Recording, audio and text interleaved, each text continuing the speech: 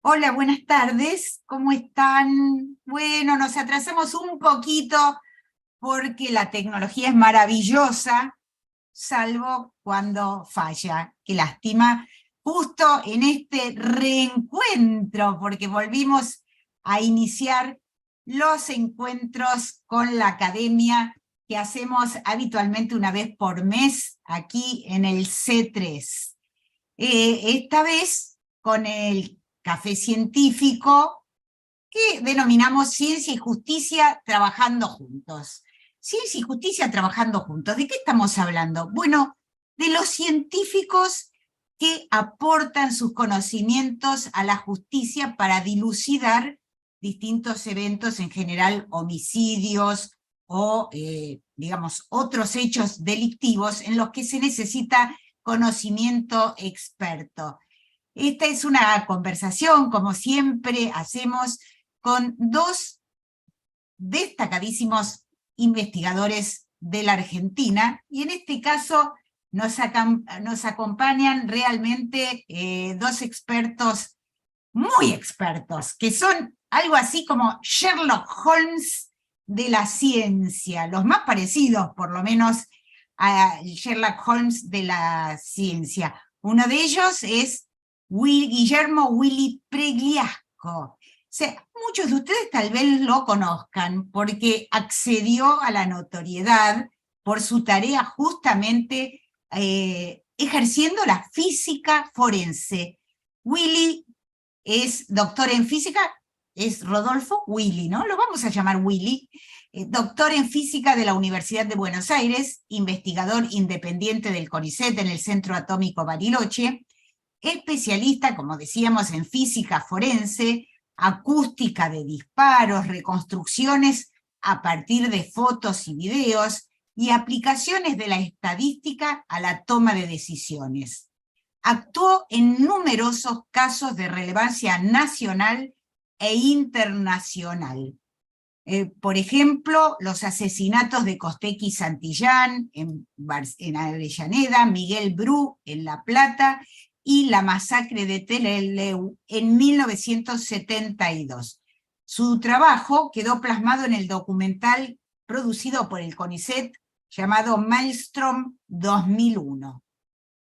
Willy es miembro del Comité de Evidencia Científica del Poder Judicial de Río Negro y miembro fundador también de la Asociación Civil para el Desarrollo de las Ciencias Forenses. Realmente una persona no solo con el conocimiento, sino con la experiencia de primera mano de lo que es trabajar ciencia y justicia de la mano. Y tenemos también la participación de Roxana Mariani. Roxana es doctora en Ciencias Naturales de la Universidad Nacional de La Plata, docente e investigadora de la Facultad de Ciencias Naturales y Museo de la Universidad también de La Plata, directora académica del posgrado de Ciencias de Ciencias Forenses aplicadas en la misma universidad, autora de más de 60 publicaciones científicas y fue evaluadora en numerosas revistas científicas. Dictó conferencias en seminarios y cursos y está a cargo de la unidad de entomología forense de la división Entomología en Museo de La Plata, Facultad de Ciencias Naturales y Museo allí en La Plata. Mi nombre es Nora Bar, yo soy periodista científica y tengo el enorme privilegio de acompañarlos mes a mes desde hace varios años, y en este caso hoy, moderando de alguna manera este café que esperamos que sea una charla muy animada, afable, amistosa, entre dos expertos y también con ustedes, con los que nos acompañen a través del YouTube del Centro Cultural de la Ciencia. Volvemos a reiterar las disculpas por la demora. La verdad es que fue un inconveniente inesperado, pero bueno, puede pasar, puede pasar. Así que sin más, ya invitamos a Roxana Mariani a que se desmutee y nos cuente un poco de qué se trata el trabajo de una entomóloga forense. Ahora, en estos días, escuchamos hablar de entomología porque los mosquitos están involucrados con el dengue, etc. Pero, Exactamente. ¿cómo se aplica todo ese conocimiento sobre insectos en la ciencia forense? Algo vemos en las series y en las películas, pero queremos saberlo más en detalle y de alguien que participa de primera mano en estos temas. ¿Cómo Bueno, estás, Susana? ¿Cómo estás? hola, Bienvenida. hola, muy buenas tardes. Bueno, muchísimas gracias ante todo por invitarme a participar de esta charla, de este café entre científicos. Y bueno, lo que yo vengo acá es a contarles un poco cuál es mi actividad y mi aporte a la justicia, ¿no es cierto?, a través de la entomología forense. Así que les voy a compartir la presentación en pantalla, ¿sí? El anfitrión dice que está inhabilitado. No sé si la comparte directamente la presentación. No la puedo compartir yo.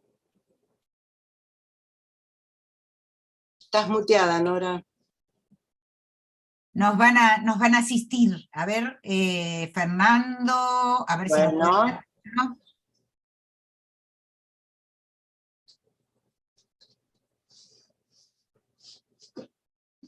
no sé si la comparten directamente Fernando.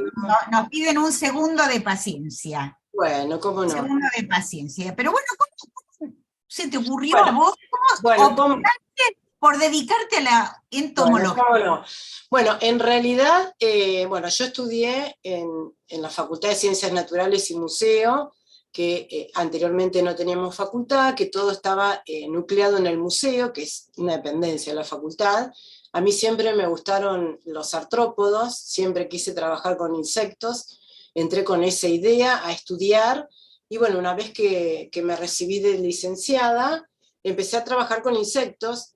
En primera instancia trabajé con aquellos grupos que eran plagas de cultivo, en eso hice mi tesis doctoral, y bueno, mis primeros años empecé a trabajar con todos esos bichos que colectábamos en los cultivos y hacíamos todas las presentaciones, todos nuestros trabajos, y con nosotros trabajaba el doctor Luis de Santis, que cuando yo empecé a trabajar ya tenía cerca de 80 años, que era de esos sabios que trabajaban en varios temas de insectos, y entre esos temas él recibía las muestras que le acercaban desde policía al laboratorio para hacer identificaciones, determinaciones y datación de esta fauna cadavérica. Bueno, yo de golpe lo ayudaba a él, me pedía, porque ella era un poco mayor, entonces me pedía que por ahí mira al microscopio ciertas cosas, o bueno, o les recibía las muestras y después se las daba. Y bueno, ahí surgió un poco mi interés en todo lo que era forense, pero bueno, yo seguía con mis investigaciones dedicadas a esta otra fauna, plagas de cultivo. Y bueno, y a través de otro profesional, otro colega, surgió la posibilidad de ya trabajar directamente, concretamente, en fauna cadavérica. Así que bueno, en un principio era como que iba haciendo las dos cosas, empecé con mis propios proyectos, a través de los proyectos de la Universidad de La Plata, a bueno, hacer experimentos, a buscar información, a obtener mis primeros resultados, y bueno, a partir de ahí ya me dediqué más abiertamente a todo lo que es forense, a formar un equipo de trabajo, y bueno, ahora estamos dedicados a hacer las pericias desde el ámbito de la universidad, o sea, hacemos investigación y a su vez hacemos todos los peritajes de esta fauna cadavérica. Lo Qué cual, bueno, raro, que o sea, raro, la mayoría de las personas le tiene cierto asquito, ajito, sí. ¿no? Asquito. O sea, en tu caso no, eras de esas personas No, que veía un insecto y no tenía ningún problema. no, me Acá, encantan. De hecho, me encantan los insectos, todo lo contrario. qué bárbaro. Bueno, No, acá no, para nada. Nos dicen que ya está disponible la presentación, Roxana. Bueno, espera que yo... Compartir, bien. Esperen que la pongo desde el principio. Ahí está. Me pidieron que ponga pantalla completa. No, en ver era. Ahí está. Perfecto. ¿Se ve bien? Sí, perfecto. Bueno, bien, bueno. Ese es el Museo de La Plata, ¿sí? Eso, ahí es donde yo trabajo, es uno de los museos más importantes del país. Allí trabajo yo, está la unidad de entomología forense, dentro de la división de entomología.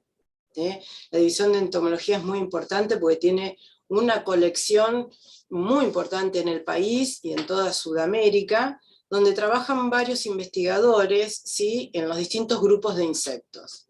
Y donde yo particularmente, bueno, estoy ahora abocada, como les comentaba recién, a toda la parte de los insectos forenses.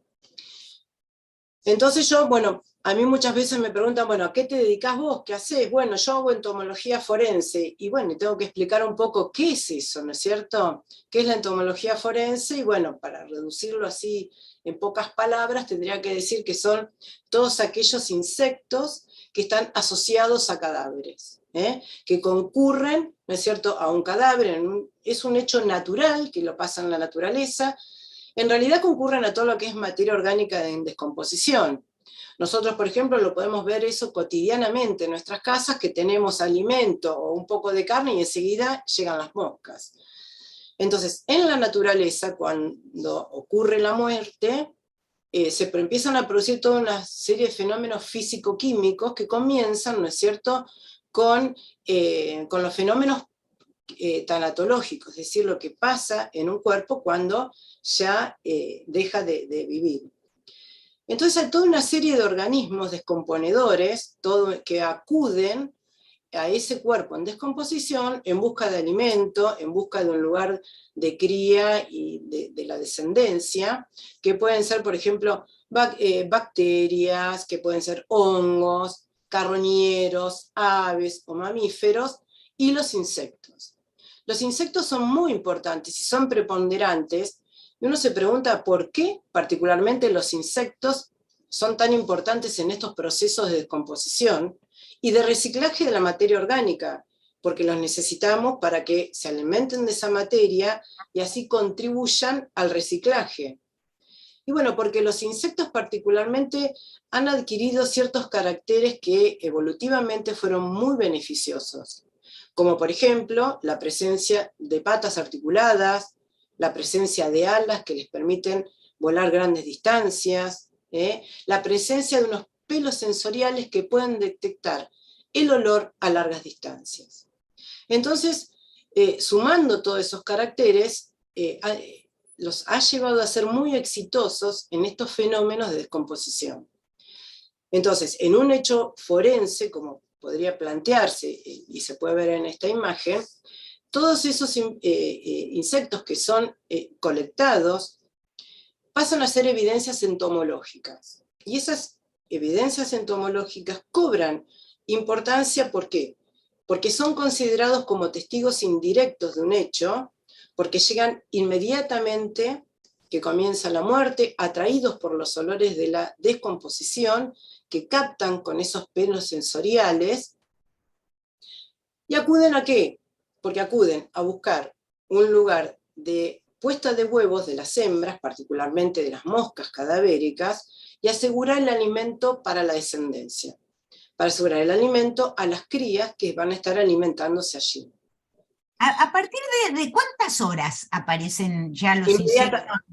Inmediatamente, inclusive en algunos moribundos, ya que empiezan a despedir olor, se puede ver revoloteando las moscas alrededor. Son atraídos por el olor de la descomposición, inmediatamente. O sea, antes de la muerte, ¿no es cierto? O inmediatamente después de la muerte.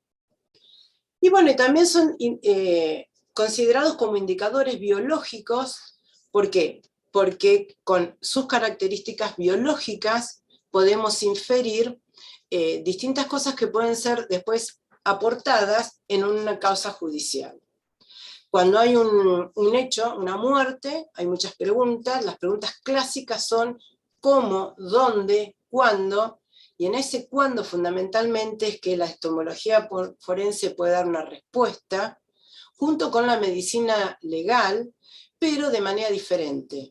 ¿Por qué? Porque la medicina legal brinda respuestas directas a través de los fenómenos tanatológicos, brindando directamente la data de muerte, es decir, el tiempo transcurrido desde la muerte hasta un hallazgo, y en cambio la entomología forense lo hace de una forma indirecta, a través de la biología de las especies involucradas, y brindando entonces un periodo de actividad de los insectos, lo cual indirectamente nos está dando la data de muerte. Esas son las dos diferencias entre una y otra disciplina, pero en definitiva las dos van a aportar respuestas con respecto a ese cuándo. La entomología forense también puede dar respuesta a dónde, pero no cómo.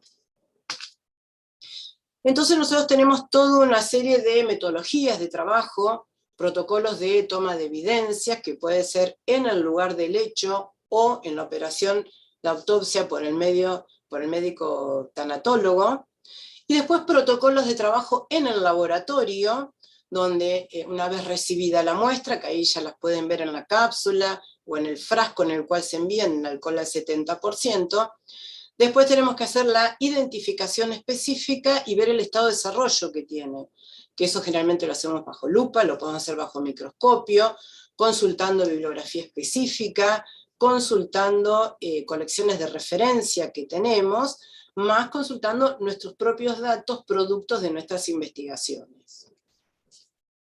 Una vez que nosotros ya sabemos con qué especie estamos tratando, lo que tenemos que empezar a interpretar con los datos aportados de la causa, tanto los provenientes de la operación de autopsia, que nos informan con respecto al estado en el cual fue encontrado el cadáver, y los otros datos, el registro del lugar del hallazgo, tenemos que empezar a interpretar cómo fue esa colonización por parte de la fauna.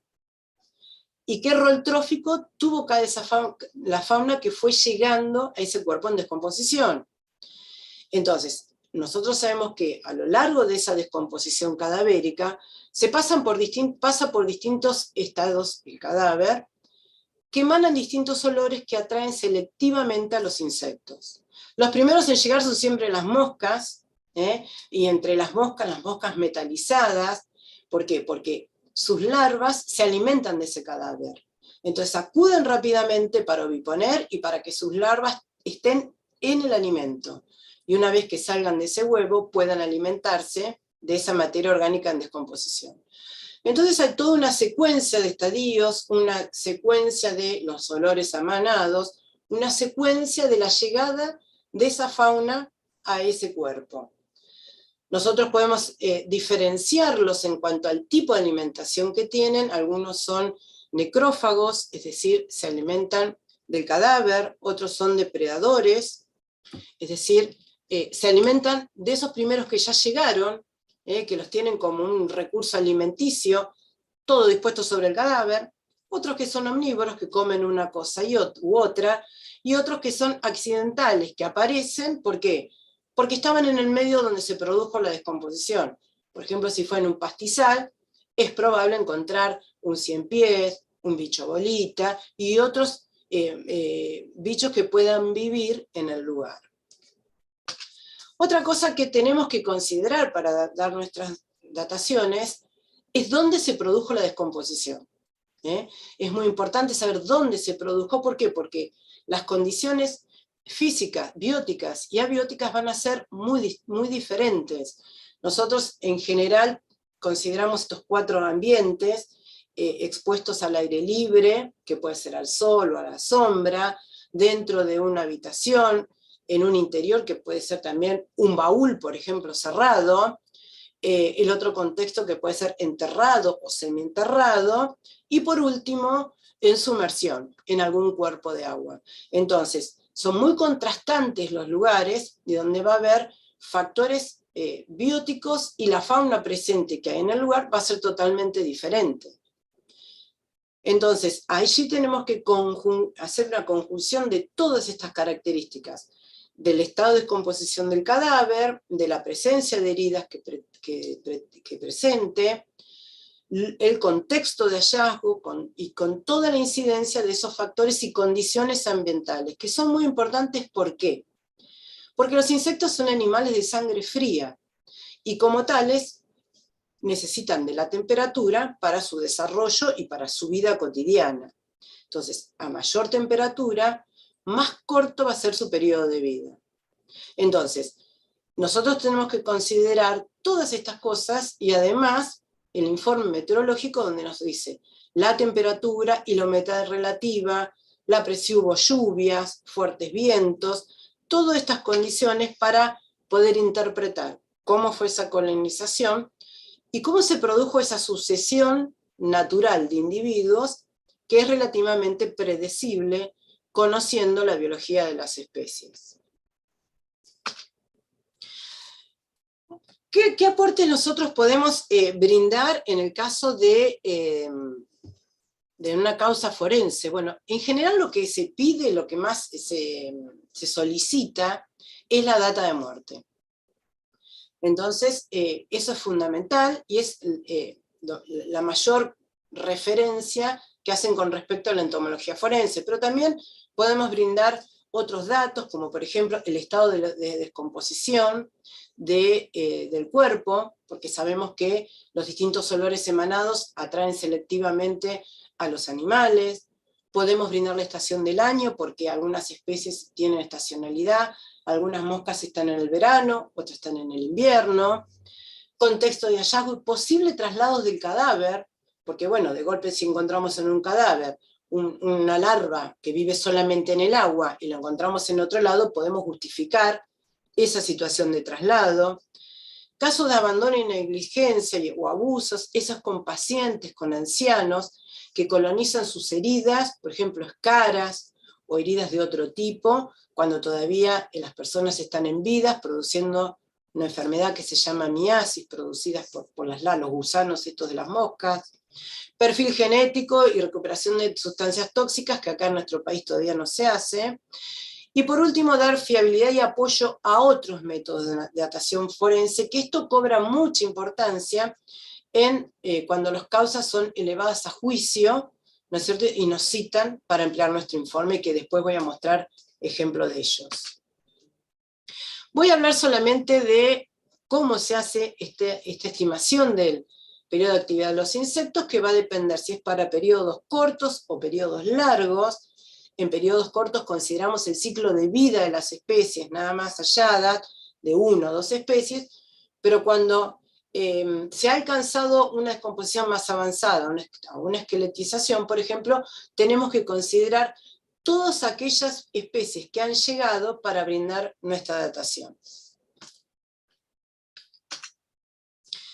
Entonces, una vez que concluimos con todas nuestro trabajo de laboratorio, referidos a la identificación específica, a la etapa del desarrollo en la cual se encuentran, a todo el contexto ambiental, analizando el estado de descomposición del cadáver, hacemos nuestro dictamen pericial, donde en nuestro dictamen pericial aportamos los datos de la causa, las especies halladas, y las conclusiones que tenemos que expresarlas de manera tal que sean entendibles para todo aquel que los lea, ¿no es cierto?, y donde básicamente se aportan datos referentes al periodo de actividad de los insectos y otros datos de interés, como les mencionaba anteriormente, que puede ser estacionalidad, estado de descomposición, etc.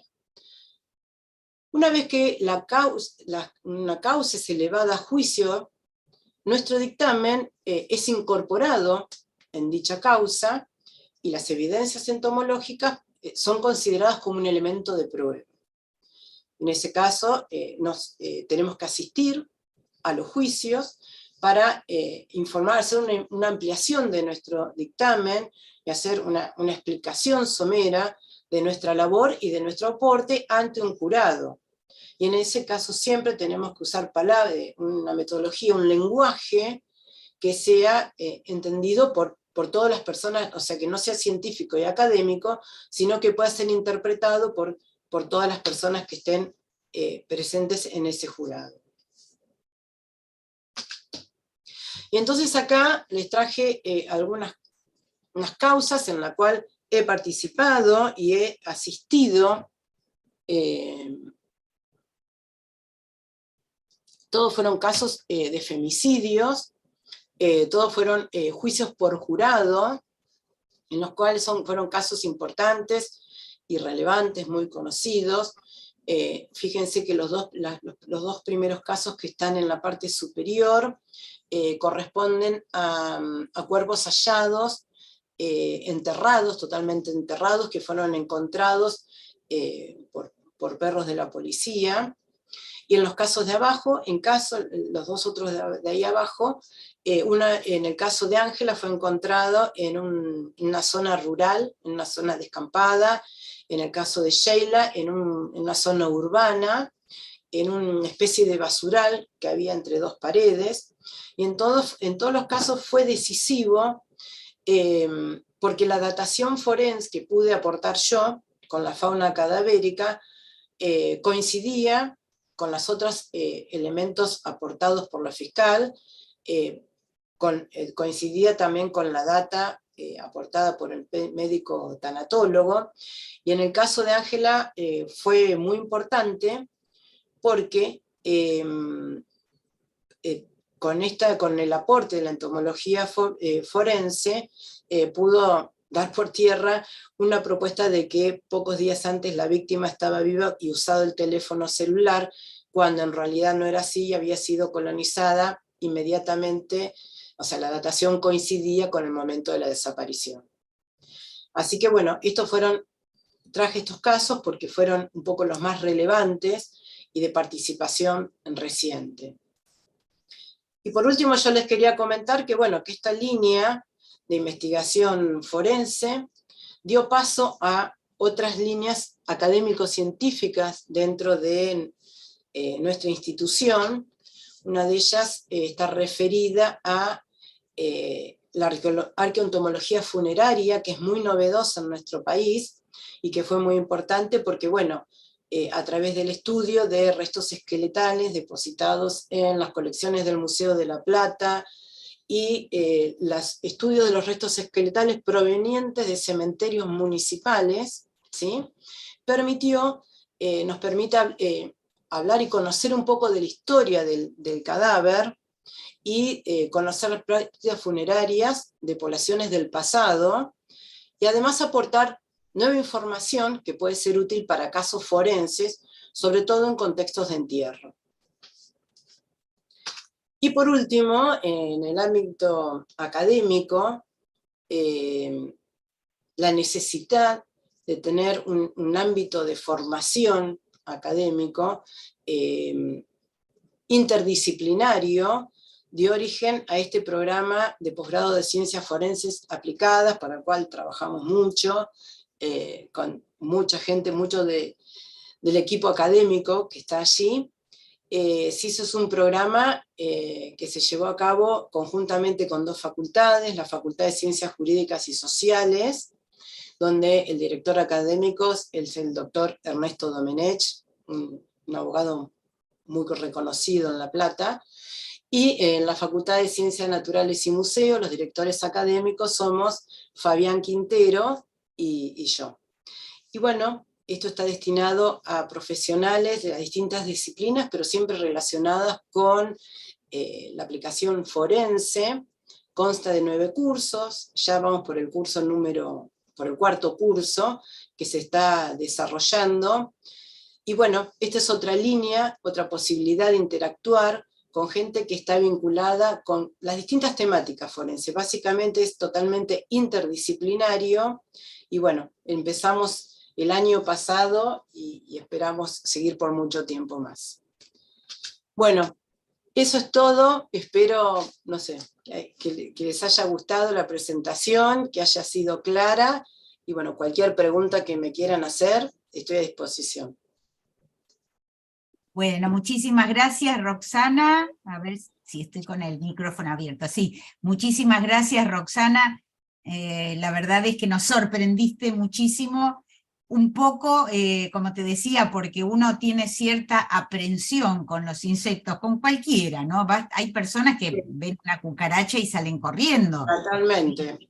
Y ver una persona que se siente encantada en compañía y estudiando los insectos, bueno, ya, y además todo el entorno de lo que es el misterio, desentrañar un crimen, bueno, tiene esos componentes que muchas veces uno dice que la ciencia es un poco como ser Sherlock Holmes en distintas áreas, pero esto verdaderamente es conducir una investigación en la que hay muchísimas muchísimos misterios y hay que ir viendo de qué manera se puede descubrir al asesino.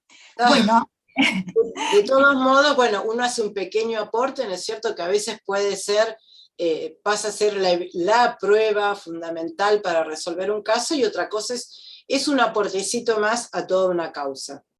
Claro, pero a veces es la prueba, y Exactamente. Ya me anoté unas cuantas preguntas, pero para no demorar, Sí, dejo de compartir. vamos a invitar a Willy Pregliasco, físico, que mientras se solucionaba el problema técnico, yo le decía, qué bárbaro cómo los físicos son, entre comillas, multiuso. Los podemos encontrar desde en las neurociencias hasta las ciencias de datos, hasta las finanzas, en todas partes, en la biología, en todas partes es útil un físico. Y también para dilucidar crímenes o hechos delictivos. ¿Cómo estás, Willy? Hola, ¿qué tal, Nora? ¿Qué tal? Muy contento de estar acá. Muchísimas gracias por acompañarnos hoy, a vos también, y a Roxana les pedimos disculpas por los inconvenientes técnicos, pero realmente es un tema, por lo menos para los legos, que es sorprendente y apasionante al mismo tiempo. Y sorprendente digo porque uno siempre imagina al científico en su gabinete, en su mesada, en su laboratorio, trabajando con una secuenciadora genómica o con un microscopio, pero ustedes tienen que salir a lo que es la vida real, entre comillas, ¿no? Sí, sí, en realidad para mí también es sorprendente. Yo cada tanto me miro al espejo y digo, y yo estudié física y mirá lo que estoy haciendo, ¿no? O sea, es raro y es una Salir de las fórmulas de Niels Bohr, porque vos estudiaste física atómica, ¿no es cierto? Y tantos otros físicos, y de repente tener que aplicar todo ese conocimiento, pero más que el conocimiento técnico en sí mismo, esa forma de encarar, digamos, de analizar los problemas en cosas a veces casi banales o cotidianas, ¿no es cierto?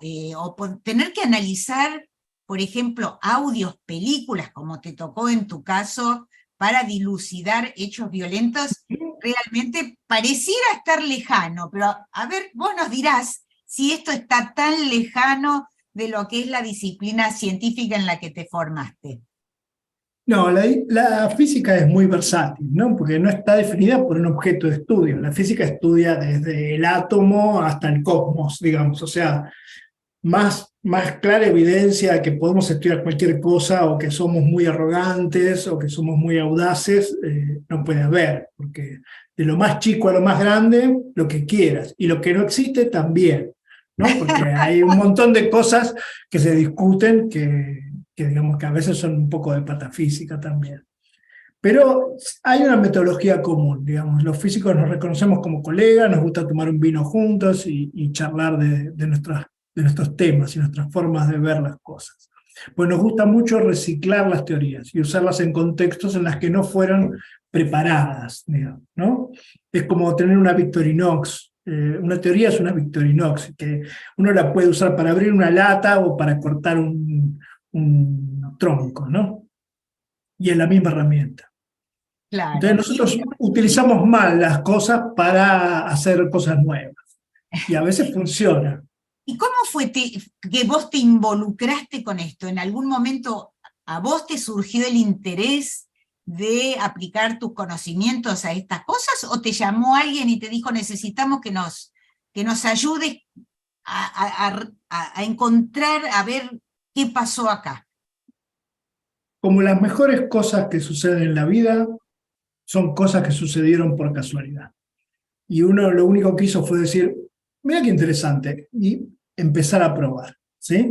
O sea, si querés, voy a la presentación, así ilustro lo que decimos, si es que puedo, ¿no? Espero poder hacerlo. Adelante, adelante. Sí, sí, vas a poder, y no nos van a asistir. Bien, entonces, ¿están viendo la imagen? Sí, ¿No están viendo la perfecto, imagen? perfecto. Ah, el que no la ve soy yo, en realidad. Qué triste. Bueno, supongo que estarán viendo la imagen correcta. El Centro Atómico Bariloche, una imagen idílica, debo decir. Bien, bien, eso es mi casa. Yo quería subrayarlo porque vivo en un lugar que es muy bello y que yo lo percibo como tal, y y de alguna manera me permite hacer este trabajo, porque ¿cómo se llama? Al estar lejos de la capital y de cierto ruido, uno tiene más la oportunidad de hacer una introspección y de aislarse en causas que a veces son muy resonantes, ¿sí? Entonces, para mí no es un dato menor que uno esté viviendo acá, ¿sí? Bien, lo que no sé, como no veo, tengo A un ver si problema acá. Fernando nos puede ayudar, Fernando, a que puedas ver la imagen. Creo, ya lo arreglé. Bárbaro. Bien, como vos bien dijiste, yo empecé estudiando colisiones atómicas. O sea, yo estudié física porque me gustaban los átomos y la mecánica cuántica, y siempre fue un tipo práctico, entonces no me dediqué a hacer cuentas de mecánica cuántica, sino a usar aceleradores para medir esas propiedades, para jugar entre lo que se ve y lo que se puede calcular. Y esta foto la saqué hoy, es el primer acelerador con el que trabajé, que está en el Centro Atómico Bariloche, y le tengo especial cariño. Y sin embargo, en algún momento, por consultas que recibió un amigo, que fue don Ernesto Martínez, él empezó a asesorar a la justicia porque vino un juez una vez y hizo una pregunta judicial sobre accidentes viales, que son básicamente dos partículas que colisionan, y yo trabajaba en colisiones, entonces no era un problema tan diferente. Había que reemplazar electrón por Citroën, y más o menos la física no era tan distinta, ¿no? Pero en algún momento vino una consulta sobre una causa, que fue la causa de Teresa Rodríguez, sobre los incidentes de Cutralcó, que fueron los primeros piquetes que existieron en la Argentina. Y en esa causa muere Teresa Rodríguez por un disparo de la policía. Y lo fuerte del asunto es que ella muere en un video, se la ve caer en un video, y se ven los policías corriendo por el puente, y se escuchan los disparos, pero uno no sabe quién está disparando en qué momento, ¿no? Y fue un intríngulis que la jueza nos pide que resolvamos, y nosotros no teníamos idea de qué hacer. Y le dimos vueltas, lo analizamos, veíamos los policías con las armas y todo eso, hasta que se nos ocurrió analizar el audio. Y resulta que cuando yo te hablo a vos, bueno, si estuviéramos presentes, no por Zoom, pero cuando yo hablo con otra persona, el sonido llega directamente de mi boca al oído de la otra persona. Pero el sonido no sale solo hacia la otra persona, sale en todas direcciones, y va rebotando en las paredes, y después de rebotar, llega al oído. Como recorre un camino más largo, llega después. Y eso lo asociamos como una reverberación. Ese sonido que llega después, de alguna manera nos habla más, no de lo que yo digo, sino de lo que está alrededor. Entonces, lo interesante es que en el sonido de un disparo está la información de qué había alrededor del disparo. Y la novedad en este caso fue que aprendimos a leer esa información y a ubicar de qué lugar del puente venía cada uno de los disparos que se escuchaban, ¿sí? Eso fue un resultado sensacional y sobre todo fue sensacional para nosotros, ¿no? Porque para mí este trabajo fue un antes y un después, porque nos dimos cuenta que asesorando a la justicia podíamos desarrollar una técnica nueva, podíamos hacer investigación. Nos quedaba un tema para trabajar después del asesoramiento, ¿no? Entonces, esto es una interacción de lo más rica, en el sentido de, para un científico, conseguir temas de investigación que sean pertinentes y que no estén hechos, vale oro, ¿sí? Y la justicia nos está trayendo justamente eso, nos trae problemas que son interesantes, que a alguien le interesa resolverlos, y que tal vez puedan ser usados en otros ambientes, ¿no? Nosotros, por supuesto, publicamos la técnica, está la famosa historia que esto se usó en un episodio de CSI, de una manera muy ridícula, pero se usó porque leyeron el trabajo que habíamos publicado, y la usamos en otra causa. La otra causa fue la relacionada con la masacre de Avellaneda. En la masacre de Avellaneda pudimos sacar cuál era el grupo que estaba disparando cuando hieren a Costecchi. Pero también hay otros heridos en ese día, y la técnica la usamos de otra manera y sacamos también información de dónde provenían los disparos, ¿no? Ahora, en ese camino fuimos viendo cómo desarrollar mejores técnicas, cómo justificar las técnicas, que eso requería experimentos aparte, pero también cómo ir generando un diálogo con la justicia, cómo hablar con los fiscales, cómo comunicarse, cómo ir resolviendo cosas juntos, ¿no?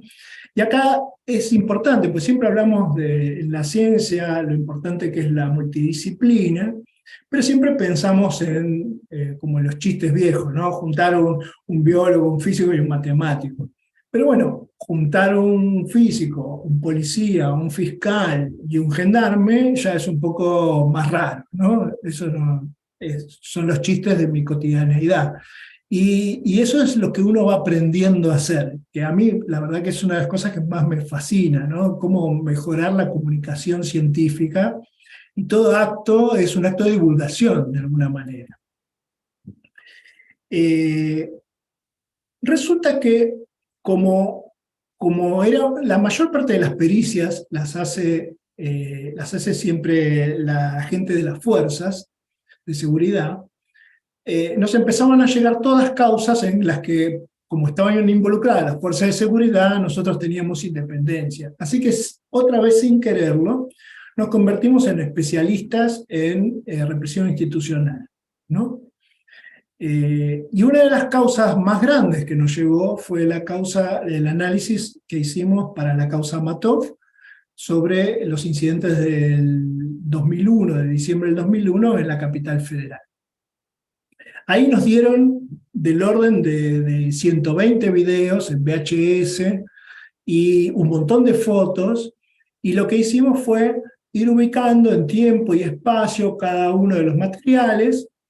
Eso involucró desarrollar un software para visualizar eso, que lo llamamos el panóptico, que es como una especie de cámara de videovigilancia del 20 de diciembre del 2001. Entonces, de esa manera podíamos ver qué pasaba en la ciudad en distintas horas, en distintos lugares. Y de esa manera reconstruir cuánta gente había en cada lugar, qué pasó en cada lugar, qué cuerpo de la policía estaba en cada lugar, cómo fueron modificándose las actitudes de los participantes a lo largo del día, porque nosotros tenemos la imagen que ese día fue un quilombo, y en realidad fueron un montón de cosas que pasaron, llenas de detalles. Hay una historia en ese día, y es la historia de cómo fueron cambiando las órdenes desde arriba, de cómo tenía que conducirse la policía, y que era justamente lo que estaba en discusión en el juicio.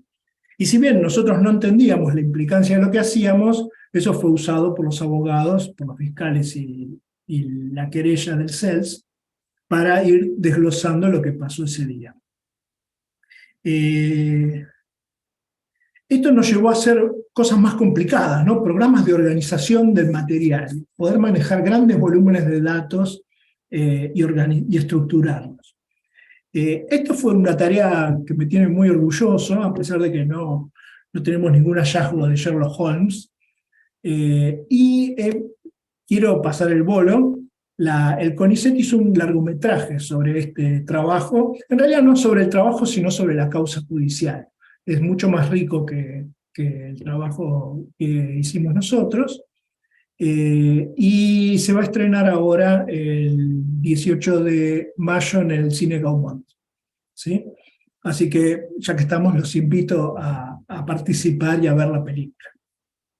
Pero lo manifiesto esto primero porque es el primer largometraje que hace el CONICET, y segundo porque esto significa que una actividad aplicada que sale muy fuera del ámbito de la física y que dentro de las comisiones de física del CONICET inicialmente fue mirada con olor raro, digamos, como una actividad muy extravagante.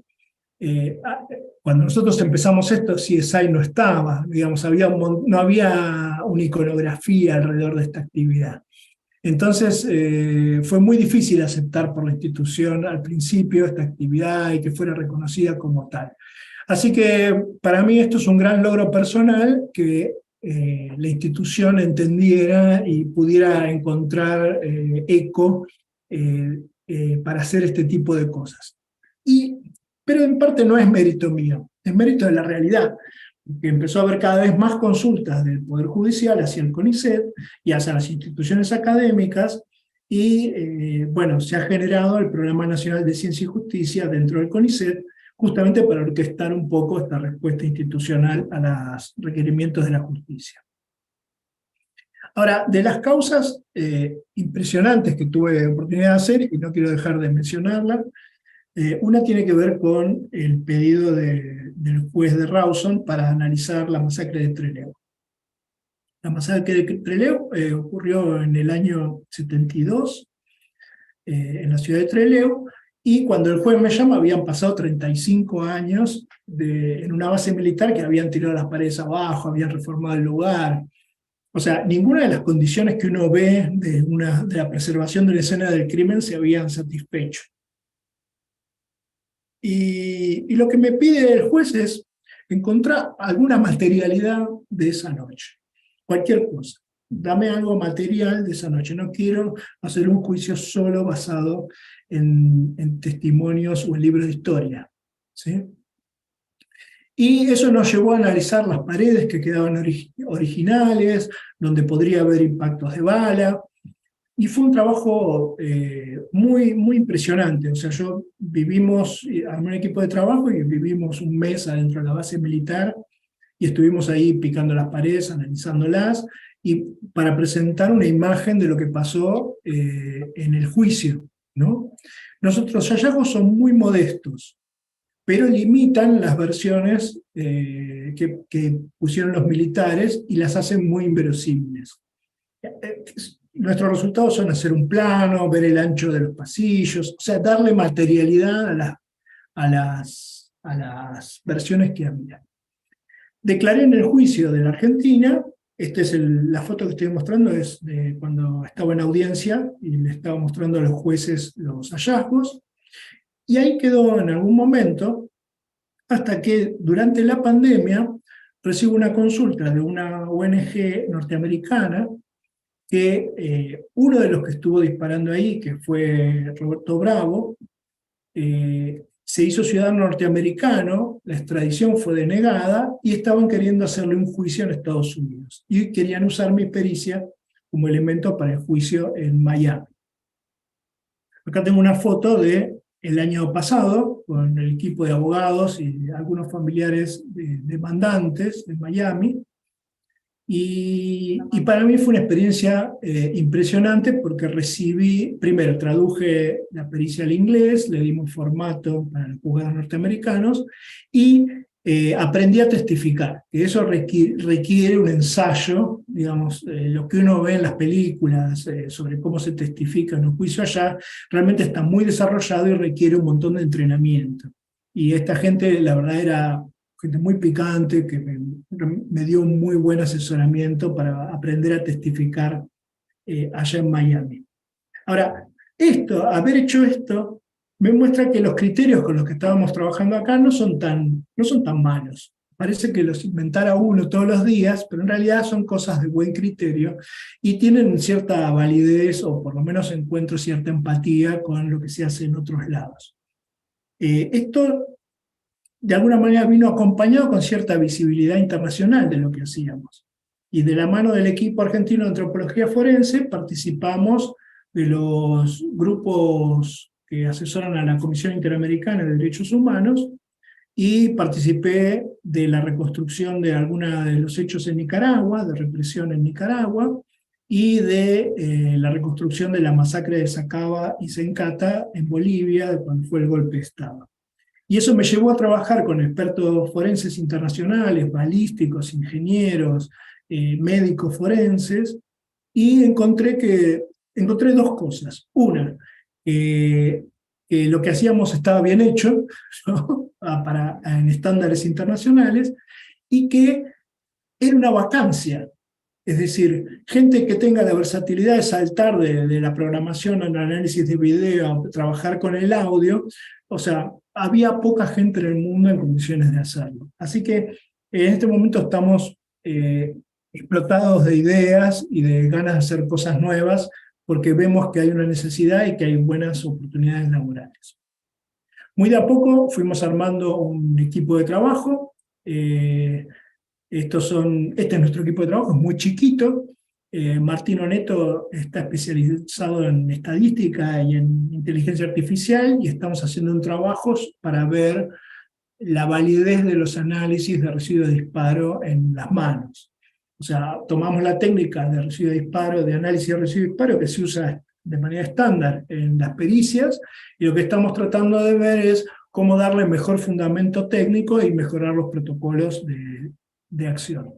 Y Natalia Piero trabaja en cosas muy parecidas a las de Roxana, también es bióloga y trabaja en entomología forense, y lo que nos interesa hacer con ella también es estadística, que es esa estimación de data de muerte, ver qué errores podría tener.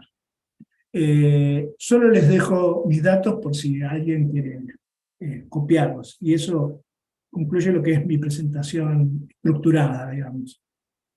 Así que, bueno, Willy, muchísimas gracias, realmente, como digo, apasionante esta inclusión de científicos que se formaron como científicos básicos y de repente tienen que resolver problemas muy concretos, ¿no? Sí, pero el trabajo básico no deja de estar, ¿sí? O sea, Roxana no deja de publicar, yo voy desarrollando técnicas nuevas, o sea, esto de alguna manera es un ida y vuelta, ¿no? Cada causa que uno hace, uno se queda con más preguntas que afirmaciones. Y esas preguntas generan experimentos, uno toma alumnos, y va creciendo así, va creciendo el cuerpo de conocimiento.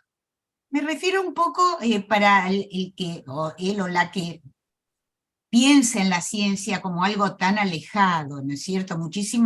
Gran parte de la sociedad piensa que todavía que la ciencia está muy alejada de los problemas humanos corrientes, ¿no es cierto? Puede servir para la producción, etcétera, pero es como que hay un abismo todavía, ¿no es cierto? O es algo muy inalcanzable, y de hecho, si uno hiciera una encuesta, hay gran parte de los chicos de escuela secundaria que piensan, no, la ciencia, ¿para qué voy a estudiar ciencia? No es para mí, o es dificilísima, o son cosas tan estrambóticas que tengo que estudiar qué pasa en el LHC o en los aceleradores de partículas más importantes. Hacen cosas importantísimas, pero parecen tan alejadas, y sin embargo, ustedes a veces preguntan, como vos explicabas, o analizan, por ejemplo, cuánto podía ser el ancho de un pasillo en una construcción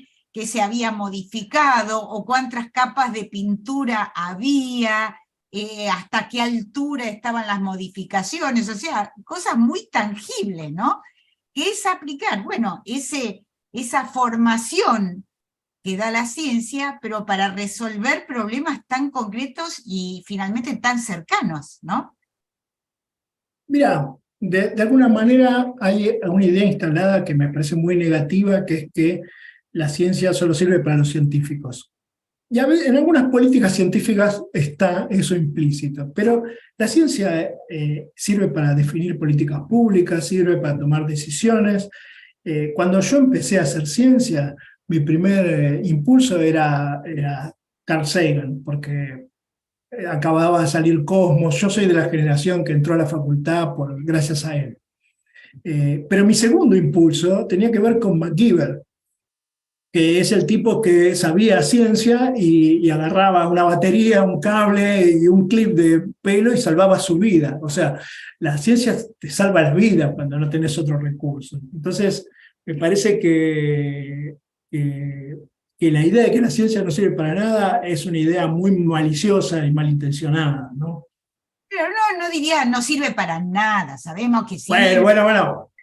Pero bueno, pero que, como que es algo así inalcanzable, que está ya lejos, y sin embargo está muy Ujú. cerca, incluso en estos casos que ustedes, tanto vos como Roxana, están comentando, ¿no? Y realmente algo que me impresiona es cómo científicos forenses argentinos pueden tener una relevancia internacional tan tan trascendente, ¿no? Porque el equipo argentino de antropología forense abrió todo un rumbo y es ahora requerido desde, no sé, decenas y decenas de países. Lo mismo en Ujú. tu caso o el de Roxana.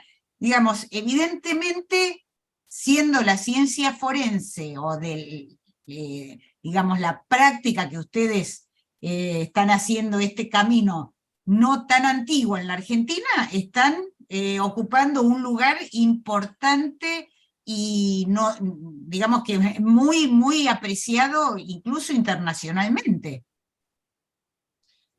Sí, sin dudas, e inclusive el interés también está, yo lo puedo constatar en la facultad nuestra cuando se organizan charlas para los alumnos, se interesan cada día más en las ciencias forenses y quieren saber cómo se hace, cómo es nuestra metodología de trabajo y, y explicarle, bueno, cómo trabajamos y que empezamos por lo más sencillo para ir construyendo de a poco, ¿no es cierto?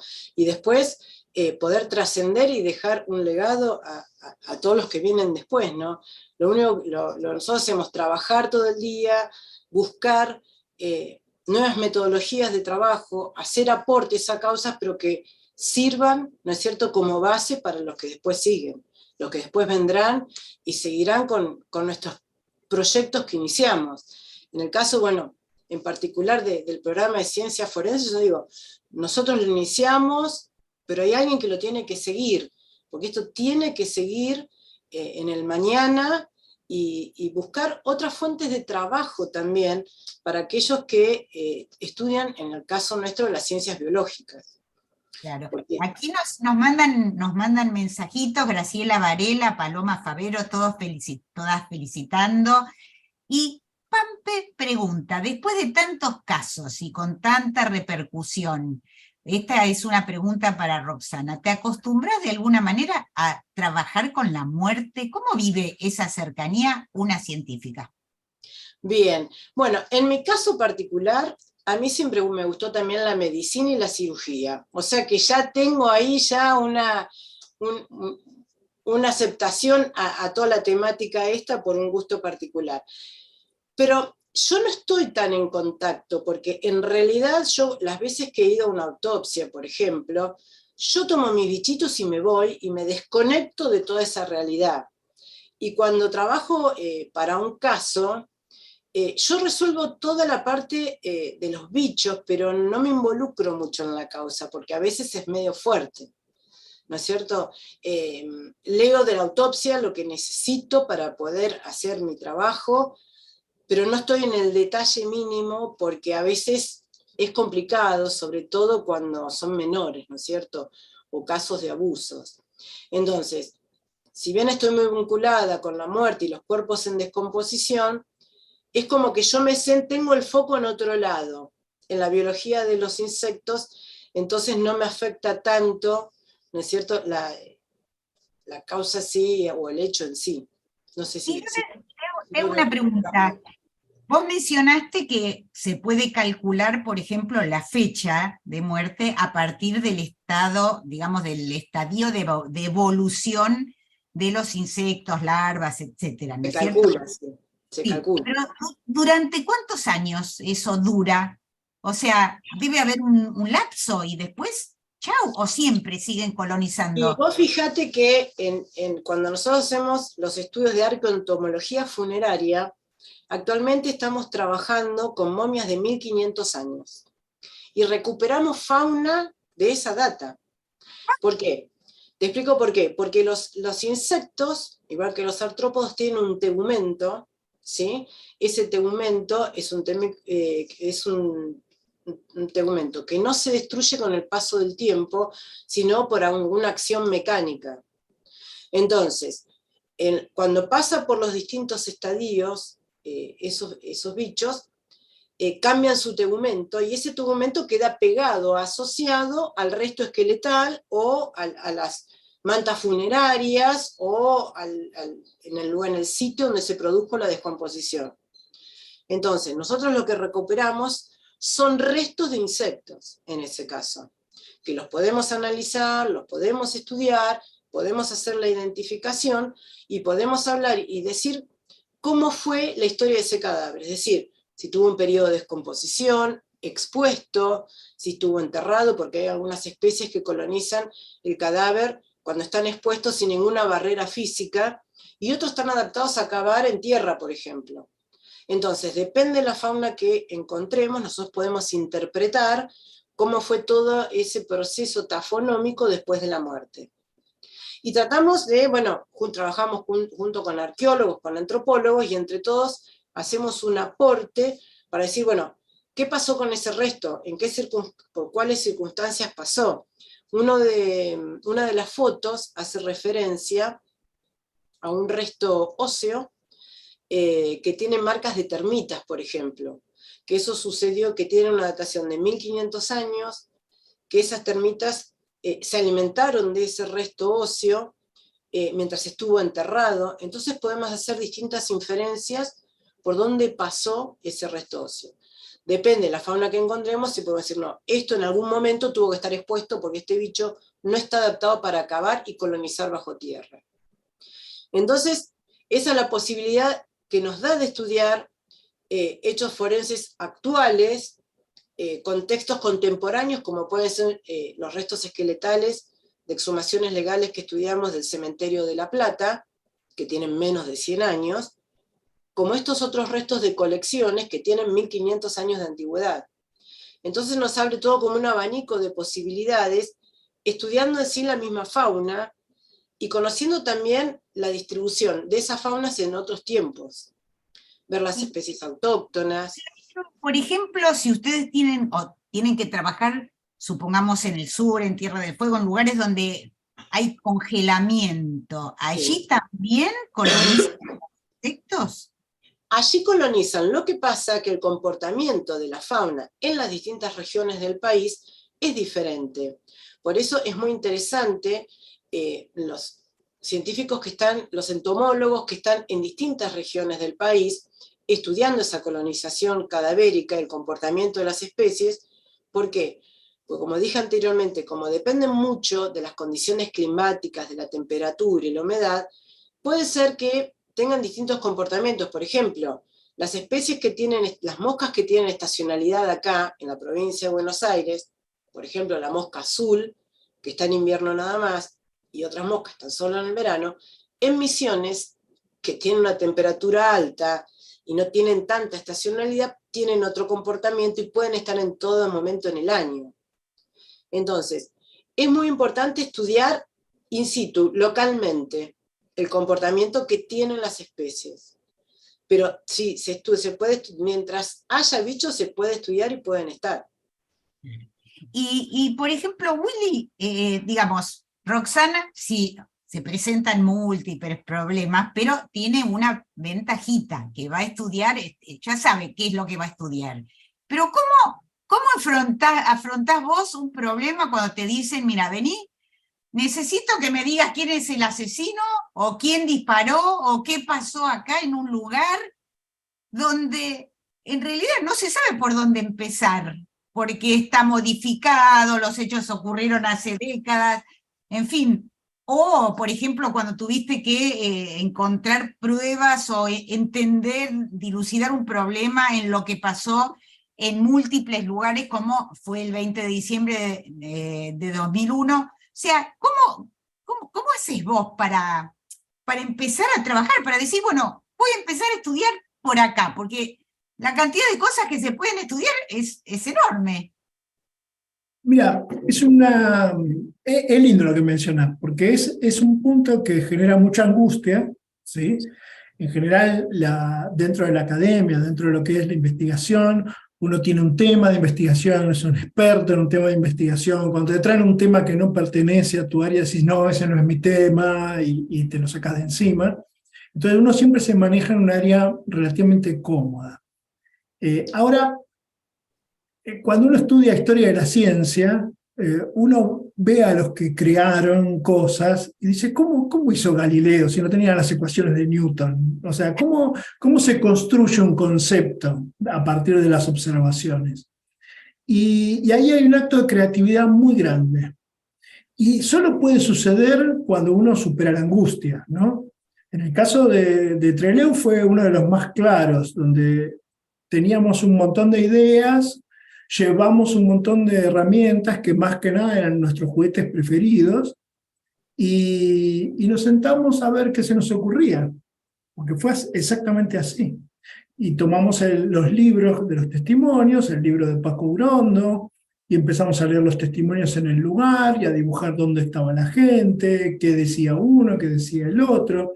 Y de a poco empezaron a surgir ideas. La primera idea fue una de las chicas, Marina Stuque, que estaba trabajando conmigo, y me dice, che, mirá, hay muchas capas de pintura. Y enseguida viene el ciruja de las teorías, y me acordé que los paleontólogos, cuando tienen una estratificación, pueden datar cosas. Entonces dije, no, ahí está el tiempo. Entonces ahí podemos ver cuándo se hicieron determinadas reformas, ¿sí? Entonces empezamos a escarbar la pintura y analizar las capas de pintura y a ver dónde están las paredes, en qué época se cambiaron las paredes, cuál fue la secuencia de modificaciones. Entonces, hay que tener un poco de confianza. A veces a uno se le ocurre algo, a veces no. ¿Sí? Pero es una actitud, es interesante lo que preguntas, ¿no? Porque empezar ciencia a partir de la pregunta y no sabiendo por qué camino hay que transitar, para mí es el desafío más rico, ¿no? Espero que pase eso siempre. ¿Y a ustedes les ocurrió tratar de dilucidar algo que les pedía el juez y no podían, realmente no llegaron a encontrar la prueba que necesitaban? Varias veces, sí, y son las causas que más tiempo trabajamos.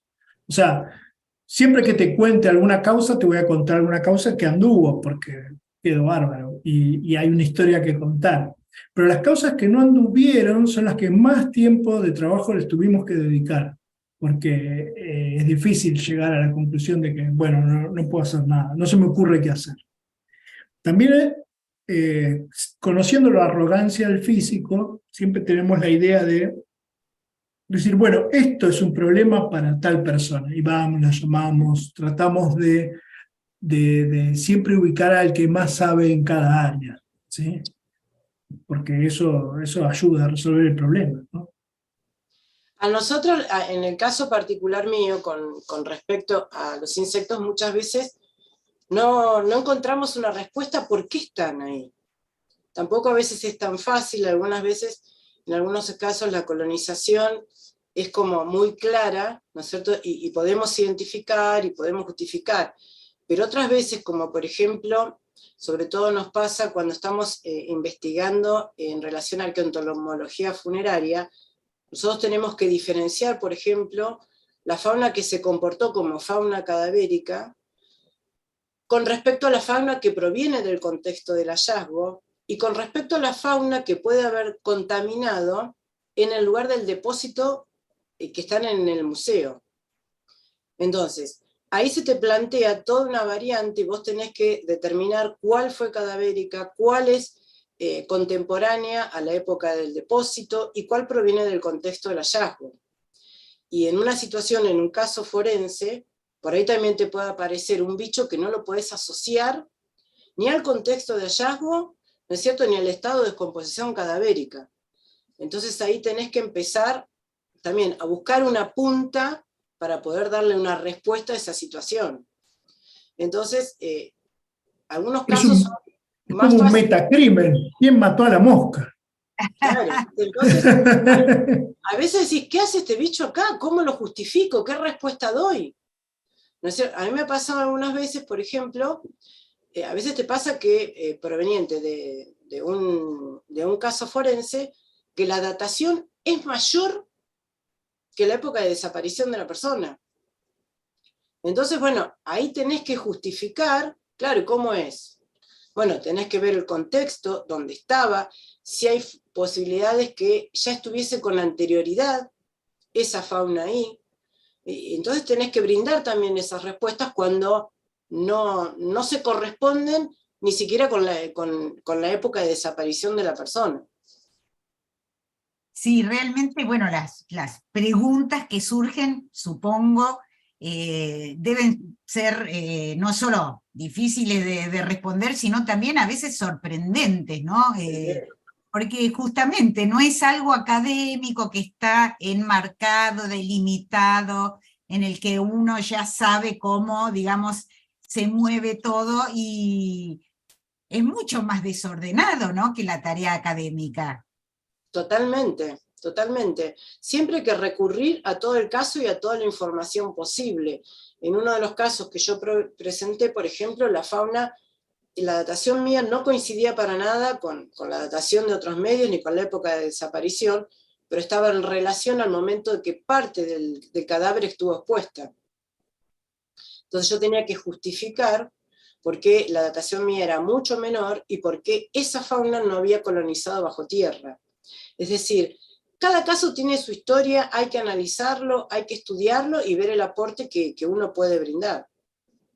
Sí, realmente, bueno. A mí me gustaría decir, cuando uno trabaja investigando las leyes de la naturaleza, hay un principio metodológico que es la navaja de Occam, que es tratar de elegir la teoría más sencilla que explique los datos, ¿sí? Claro. Sin embargo, en las causas judiciales, lo que ocurrió no necesariamente es lo más sencillo. No hay una economía conceptual en una escena de crimen, ¿sí? Si bien es lo más verosímil, es lo más sencillo, uno tiene que explorar otras posibilidades. Y eso cambia un poco la metodología de estudio y el alcance del estudio, ¿no? Siempre me llamó la atención que esto parece hacer ciencia de manera estándar, pero tiene algunas peculiaridades que te obligan a pensar en otras cosas, ¿no? Y les hago una última pregunta a ambos. Los dos mencionaron que, por un lado, cuando uno da su informe, tiene que hacerlo en un lenguaje accesible a los jueces, a los jurados, según sea el caso, ¿no es cierto? No está hablando en un foro científico con colegas que tienen el mismo background técnico que pueden tener ustedes.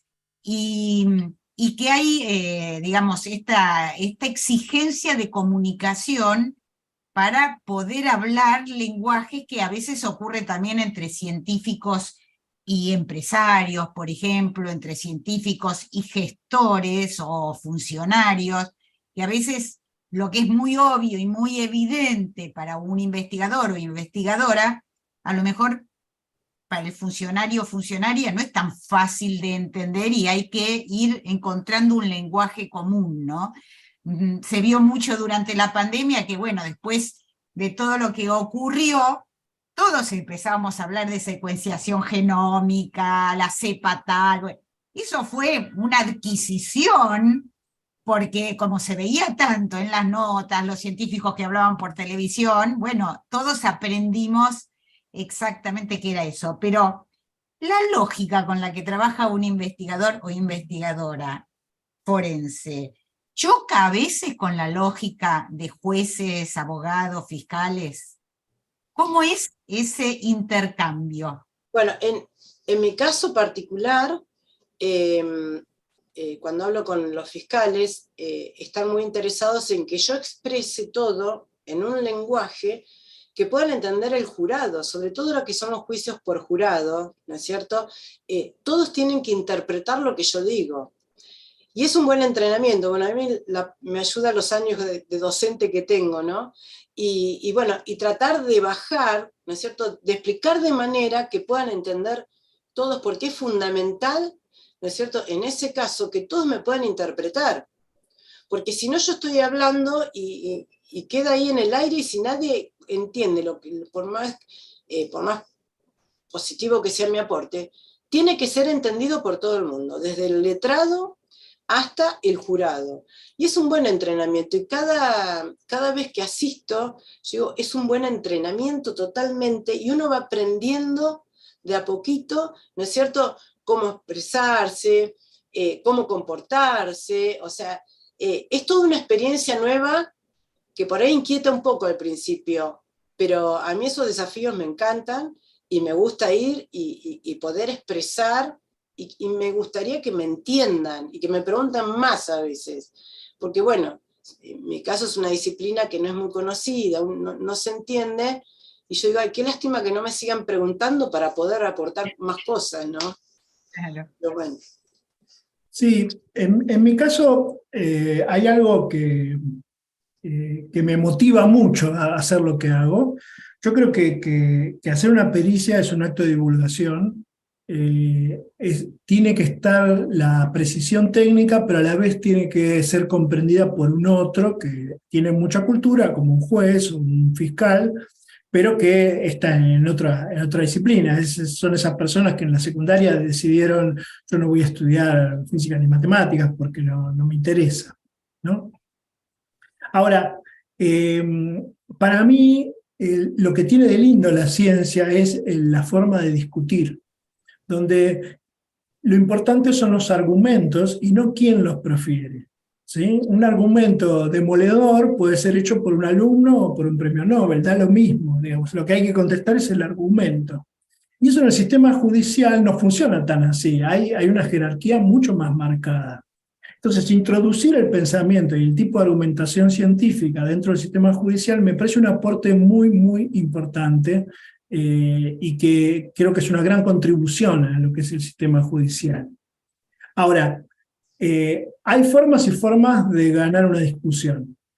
Hay una forma de ganar una discusión que es, esto es así porque lo dice este señor que es un doctor, es pelado y sabe mucho. Y eso es, para mí, como científico, eso es perder la discusión, ¿sí? A pesar de que te den la razón. Lo importante es poder incorporar a la discusión judicial el tipo de argumentación científica, ¿sí? Ese es el propósito. No es solamente ganar la discusión, es poder introducir una forma argumental, ¿sí? No sé si ustedes quieren agregar algo que a lo mejor quedó pendiente, que les gustaría comentar.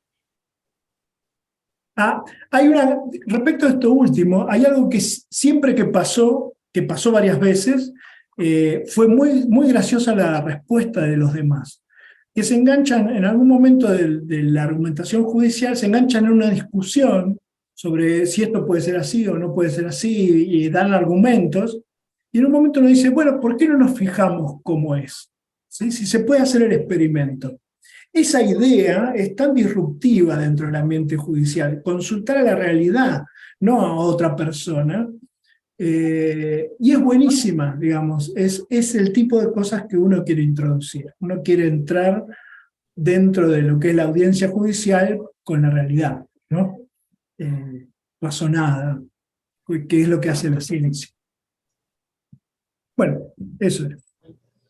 Qué importante lo que ustedes hacen y esto que vos comentás, ¿no? Introducir la realidad, porque hasta ahora, digamos, hasta no hace tanto, la justicia se manejaba con los testimonios, ¿no es cierto? Y sí, con hechos, documentos, escritos, etcétera, pero mayormente con testimonios. Y hoy se sabe que la memoria de los testigos es tan Lábil. vulnerable, tan inestable, que los recuerdos pueden empezar a modificarse incluso segundos después de haber sido adquiridos, que, bueno, poder tener este análisis de los hechos y pruebas concretas, ¿no es cierto?, le da otra fiabilidad a las conclusiones a las que se llega, ¿no?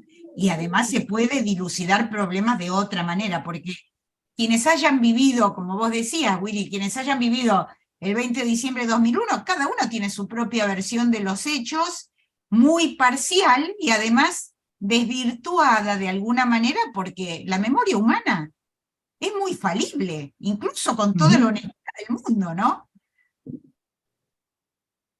Así es. Así es. Sí. Aparte, los juicios acá, que tardan tanto tiempo en llevarse a cabo, que bueno, por ahí pasan años y años y a una persona se le está preguntando qué hizo hace, no sé, 6, 7, 8 años a tal hora. Y bueno, lógicamente que ahí la memoria puede fallar o con el paso mismo del tiempo. Entonces, sí, Así obviamente, estas todas tipos de evidencias y de pruebas ayudan muchísimo para la resolución de los casos. Bueno, realmente el título de este encuentro de hoy es, o fue, Ciencia y Justicia trabajando juntos. La verdad es que la Argentina tenemos muchas cosas malas, pero en esta área es un gran ejemplo de cómo la ciencia puede colaborar con la justicia. Mencionamos el equipo argentino de antropología forense, el banco de datos genéticos que permitió recuperar la identidad de tantas personas y con un desarrollo hecho a pedido de la propia sociedad, de las madres, ¿no es cierto?, de desaparecidos, las madres de Plaza de Mayo. Se desarrolló un método especial para poder recuperar la identidad de sus hijos y nietos, y bueno, la verdad es que ahora esto que ustedes mencionan, en este campo hay muchísimos ejemplos de cómo la ciencia es valiosísima para ayudar a la justicia y para ayudar, ya sabemos, en todos los órdenes de la vida, pero en este caso hicimos un repaso de qué se puede aportar a la justicia. Así que la verdad es que ha sido una charla para mí fascinante. Considero un privilegio haber podido estar aquí con ustedes haciendo preguntas, que es lo que más le gusta a uno, haciendo preguntas y hablando con gente que sabe mucho de sus temas, así que le agradecemos enormemente a ambos su participación.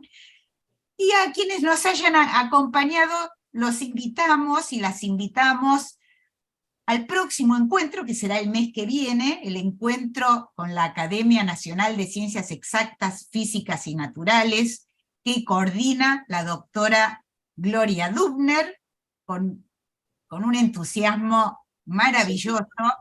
Es el alma mater de estos encuentros, y esperamos que lo hayan disfrutado tanto como nosotros. Los esperamos en el próximo encuentro. Hoy estuvimos, lo vamos a repasar para que se vayan con estos nombres, con el doctor Willy Pregliasco, que es físico de la Universidad de Buenos Aires, trabaja en el Centro Atómico Bariloche, en ese paraíso que está ahí al borde del Nahuel Huapi, un lugar hermoso para vivir, no sé, pero para trabajar seguramente permite, como contaba Willy, concentrarse, tener esos momentos de concentración en contacto con la naturaleza o con colegas.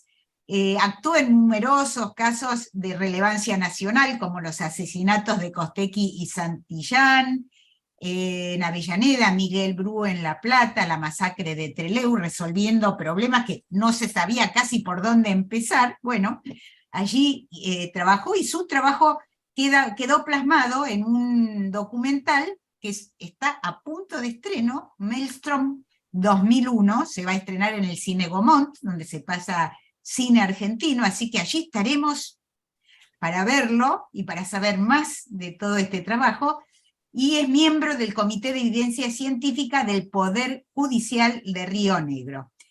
Y la doctora Roxana Mariani es doctora en Ciencias Naturales de la Universidad Nacional de La Plata, investigadora de la Facultad de Ciencias Naturales y Museo de la Universidad, también de la misma universidad, directora académica del programa de posgrado en Ciencias Forenses, y autora de más de 60 publicaciones científicas, etcétera, evaluadora de muchas revistas, y está a cargo, dictó muchas conferencias, por supuesto, sobre su especialidad, y está a cargo de la unidad de entomología forense de la división entomología, que se creó justamente a partir de sus trabajos allí en el Museo de La Plata, en la Facultad de Ciencias Naturales y Museos. Muchísimas gracias a nuestros invitados de hoy, y por supuesto gracias a quienes nos acompañaron, y nos estamos viendo el mes que viene con otro tema así fascinante de la ciencia local. Que tengan un lindo mes. Muchas gracias a ustedes por invitarnos a participar. Fue un gusto. Gracias por este momento